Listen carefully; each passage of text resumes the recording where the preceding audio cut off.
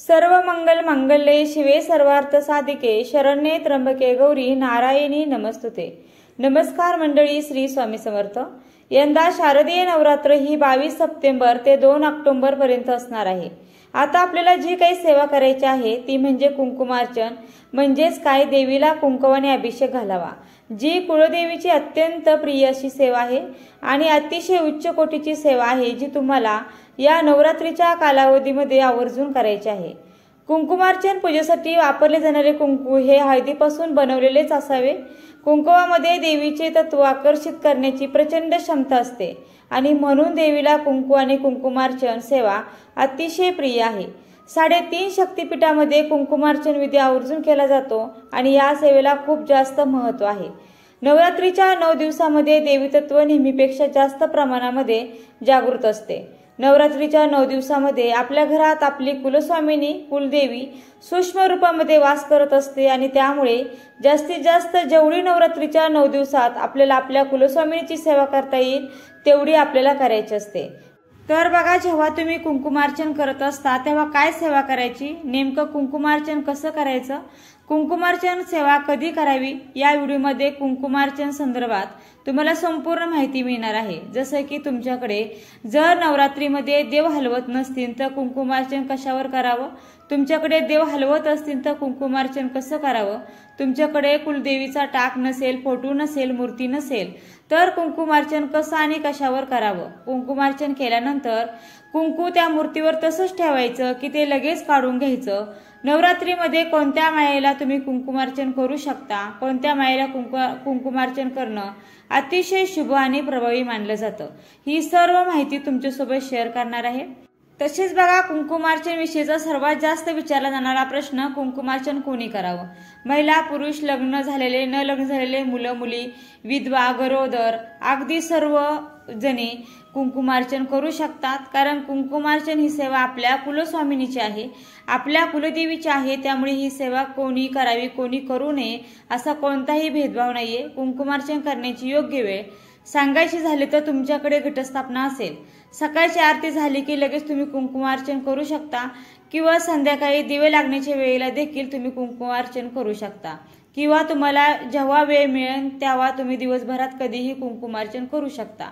आता या नवरात्रीच्या कालावधीमध्ये खरं तर दररोज प्रत्येक माळीचं आपल्याला विशिष्ट असं महत्त्व आहे।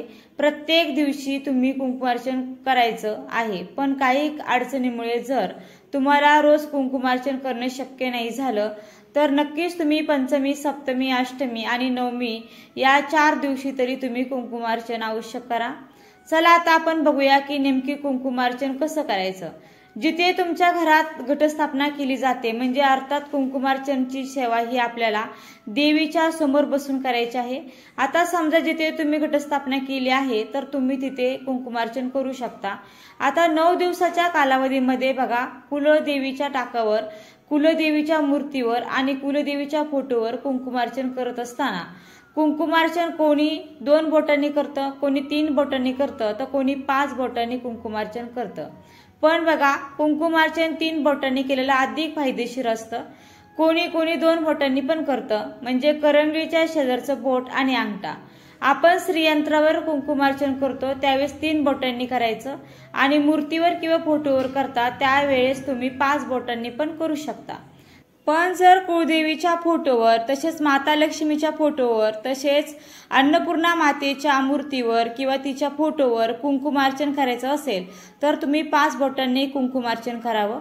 आता ते कसं करायचं तर बघा, कुंकुमार्चन करताना कुठली सेवा म्हणायची, तुम्ही 16 वेळा श्रीसूक्त म्हणू शकता।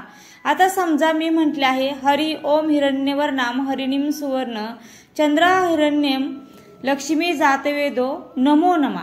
बघा, नमो नमा म्हणत असताना देवीच्या पायापासून ते मस्तकापर्यंत आपल्याला देवीला कुंकवाने अभिषेक घालायचा आहे।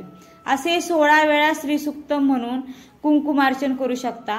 श्रीसूक्तमने अभिषेक करत असाल तेव्हा प्रत्येक ओवीनंतर तुम्हाला नमो नमा म्हणायचं किंवा आता श्रीसूक्त थोडंसं मोठं आहे, जमल्यास तुम्ही 16 वेळा, नाही जमत तर तुम्ही एकदा वेळा म्हणा आणि फलश्रुती म्हणताना फक्त हात जोडायचे आहे आणि त्यावेळेस कुंकुमार्चन मात्र करायचं नाहीये। आता समजा मी महालक्ष्मीच्या मूर्तीवर मला कुंकुमार्चन करायचं आहे, तर मी काय करेल, मग महालक्ष्मीची 108 नावं घेऊन मी कुंकुमार्चन करू शकते, किंवा शकत नाही तर मग ओम ऐं ह्रीं क्लीं चामुंडा विच्चे नमो नमा या पद्धतीने करू शकता. जेव्हा तुम्ही नमो नमा म्हणणार तेव्हा कुंकुम मूर्तीवरती टाकायचं आहे.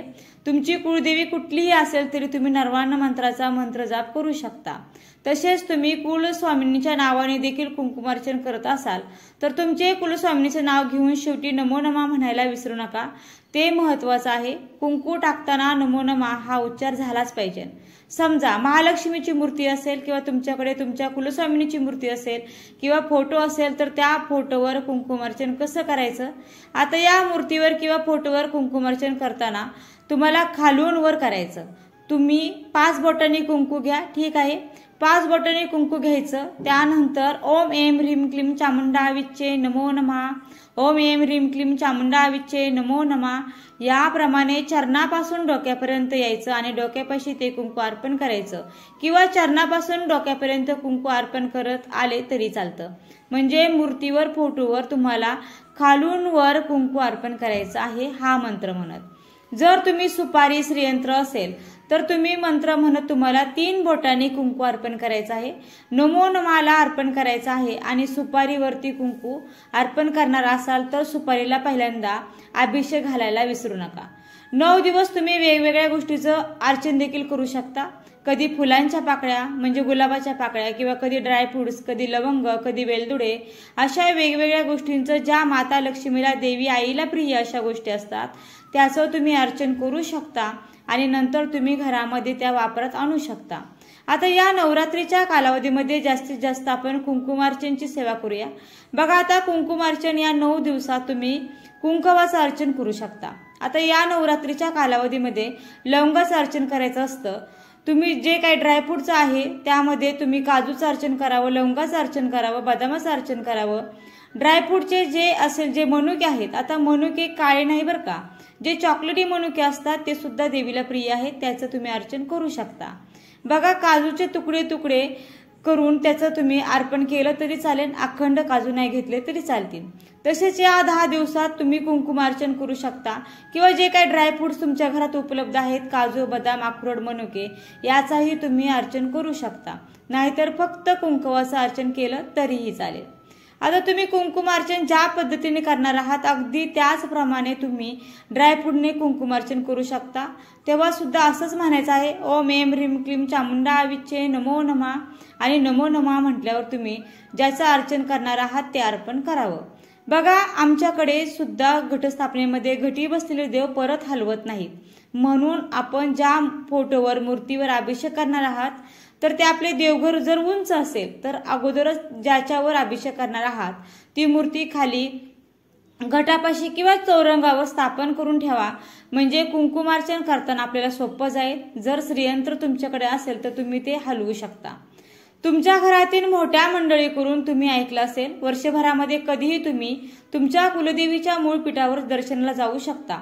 पण नवरात्रीच्या 9 दिवसामध्ये तुम्ही कधीही आपल्या घराला कुलूप लावून कुळदेवीच्या मूळ पीठावर दर्शनाला जाऊ नका.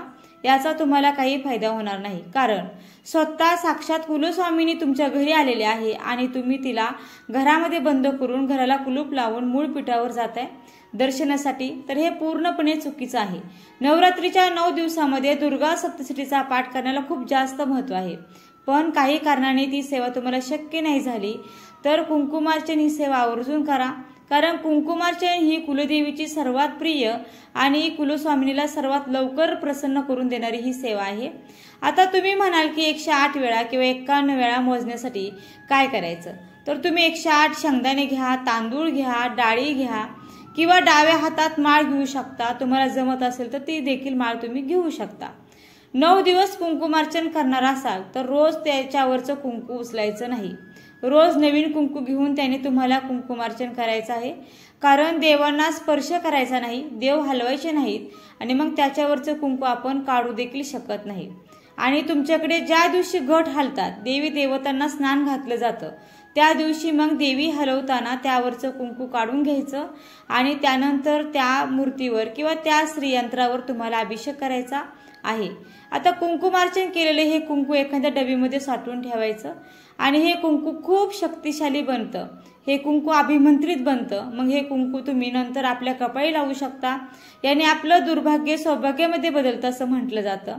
तसेच तुम्हाला किंवा तुमच्या घरातील इतर मंडळींना, मुलांना, मिस्टरांना, मुलीला प्रत्येक कामात अपयश येतं, कोणत्याच कामात यश मिळत नाही, तर अशा वेळेला त्यांना तुम्ही हे कुंकू कुलदेवीचा आशीर्वाद म्हणून दररोज लावायला सुरुवात करा। बघा हळूहळू नकारात्मक विचार सकारात्मकतेमध्ये त्या व्यक्तीचे बदलतील आणि त्या व्यक्तीला त्याच्या कामामध्ये यश मिळू लागेल। त्याचबरोबर तुम्ही एखाद्या महत्त्वाच्या कामाला जात आहात, असं की मुलं इंटरव्ह्यूसाठी किंवा तुमच्या मुलांसाठी, मुलीसाठी तुम्ही एखादा मुलगा किंवा मुलगी बघण्यासाठी जात आहात, एखादी डील करण्यासाठी तुम्ही जात असाल, तर तेव्हा तुम्ही हे कुंकू आपल्या कपाळी लावू शकता आणि कुलदेवी स्वरूप, कुलदेवीचा आशीर्वाद म्हणून कुलदेवीला प्रार्थना करायची की मी अशा अशा कामाला जात आहे, हे काम माझ्या मनाप्रमाणे होऊ दे, तुमचा आशीर्वाद म्हणून हे कुंकू मी कपाळी लावत आहे। आणि बघा तुम्ही विश्वासाने हे जर केलं तर त्या कामामध्ये नक्कीच तुम्हाला यश मिळतं आणि ते काम तुमच्या मनाप्रमाणे होतं। हा बऱ्याच जणांचा अनुभव आहे आणि माझा सुद्धा अनुभव आहे, तर नक्कीच तुम्ही हे ट्राय करू शकता। पण कुंकुमार्चन केलेलं हे जे कुंकू आपल्याला प्रसाद म्हणून कोणालाही वाटायचं नाहीये किंवा कुंकुमार्चन केलेले हे कुंकू इतर देवी देवतांना अर्पण करण्यासाठी सुद्धा आपल्याला वापरायचं नाहीये। कुंकुमार्चन केलेलं कुंकू लगेच काढून घ्यायचं नाही। तुमच्याकडे देव हलवत असतील तर कुंकू दुसऱ्या दिवशीपर्यंत तरी ते तसंच ठेवा आणि नंतर दुसऱ्या दिवशी ते काढून घ्या। तर या व्हिडिओच्या माध्यमातून मी तुम्हाला कुंकुमार्चन संदर्भातील संपूर्ण माहिती तुमच्यासोबत शेअर केलेली आहे। तर व्हिडिओ आवडला असेल तर व्हिडिओला नक्की लाईक करा, शेअर करा आणि चॅनलला सबस्क्राईब करायला विसरू नका। आणि व्हिडिओ शेवटपर्यंत पाहिल्याबद्दल अगदी मनापासून तुमचे खूप खूप आभारी आहे। धन्यवाद। श्री स्वामी समर्थ। जय जय स्वामी समर्थ। रामकृष्ण हरी। जय जय रामकृष्ण हरी। ओम नमो भगवते वासुदेवाय नमः।